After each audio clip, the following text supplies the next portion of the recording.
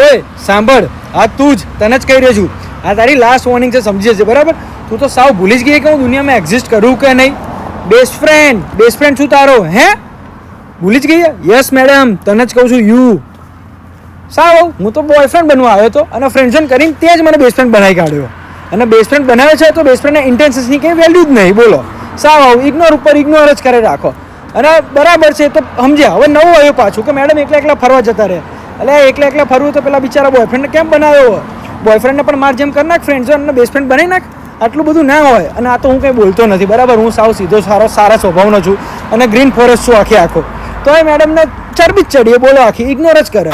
હવે સમજે કે હું દિવસના 10 મેસેજને 20 રીલો મોકલું છું બરાબર છે, પણ હવે આટલું બધું ઇગ્નોર હોય. બેસ્ટ ફ્રેન્ડ બનાવે છે તો બેસ્ટ ફ્રેન્ડની કદર કરો. સાવ જ્યારે જુઓ ત્યારે કે ઘરના કામ કરતી હતી, બિઝી હતી, જોબ પર હતી, કુકિંગ કરતી હતી. આટલું બધું ના હોય. આટલા બધા એક્સક્યુઝ તું તારા બોયફ્રેન્ડને પણ નહીં આપતી હોય. બેસ્ટ ફ્રેન્ડ બનાવે છે તો બેસ્ટ ફ્રેન્ડની રિસ્પેક્ટ કરો યાર, એને કદર કરો, એને બેસ્ટ ફ્રેન્ડ જેવી ટ્રીટમેન્ટ આપો. સાવ આવું હોય નકર ભાઈ હું પણ આવું જ કરીશ તમારે જેમ જ એમ કે okay bro, bye bro, take care bro, કામ પૂરતા જ મેસેજ કરીશ અને કલાક પછી પાછો જતો રહીશ, ગાયબ થઈ જઈશ. પછી સામેથી હું જ મેસેજ કરે